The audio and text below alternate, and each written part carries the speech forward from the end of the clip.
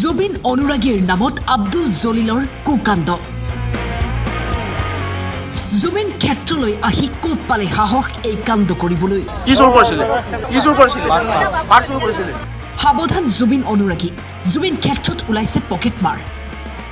যি সময়ত জুবিন ক্ষেত্ৰত হাজাৰ হাজাৰ অনুৰাগীৰ সমাগম দেখা গৈছে সেই সময়তে আব্দুল জলিলৰ দৰে লোকে পকেটমাৰ কৰি সেই পবিত্ৰ ঠাইৰ সেই পৰিৱেশ বিনষ্ট কৰাৰ চেষ্টা কৰিছে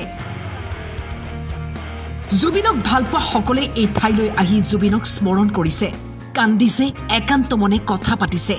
আৰু আব্দুল জলিলৰ দৰে লোকে জলিল কৰিছে গতিকে সাৱধান এনে লোকৰ পৰা ইয়াৰ পৰা পাছফালে দি কেনেকৈ এনে লৈ ভালে গুচি গ'ল 500 টকা কিমান তাতে আছিল 1400 টকা 1000 টকা 500 টকীয়া দুখন আৰু 100 4খন 1400 টকা আছিলে তাৰপিছত ইয়াত চেলফি লোৱাৰ পিছত তাত গ'লোঁ তাত চালোঁ ঘূৰি পিনি আহি তাত জোতা জোতা পিন্ধি পাছটো চালোঁ পাছটো দেখোন নাই একদম মানে চট খোৱা নিচিনা হৈ গ'ল মোৰ তাতে ডকুমেণ্ট আছিলে অলপমান গাড়ীৰ ডকুমেণ্ট লাইচেঞ্চ এতিয়া ক'ত পালে এতিয়া মানে লগে লগে মই তাত গ'লোঁ মই পুলিচৰ তাত বোলো ছাৰ এনেকুৱা এনেকুৱা বোলে আহকচোন CC কেমেৰাটো হেৰি কৰোঁ চেক কৰাৰ পিছতে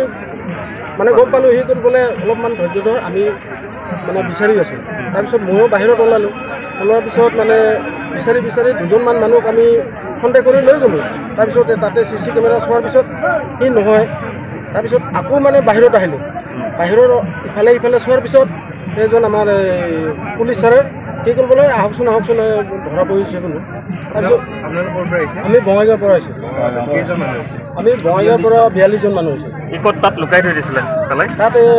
তাৰপিছত তাত ধৰা পোৱাৰ পিছত ই মানে প্ৰথমতেতো স্বীকাৰ কৰা নাছিলে তাৰপিছত অলপমান ক'লোঁ বোলে দে ভাই মোৰ পাৰ্চত অলপমান ডকুমেণ্ট আছে ডকুমেণ্টখিনি দে বাকী পইচাখিনি লৈ লওঁ একোৱেই নাই সি কৈছে বোলে মই পইচা নাছিলে মই ক'লোঁ বোলে আগতে যদি মোক ক'লেই হয় মই 500 টকা দিলোঁ হয় বোলে চাব দাদা মোৰ ভুল হৈছে তাৰপিছত এই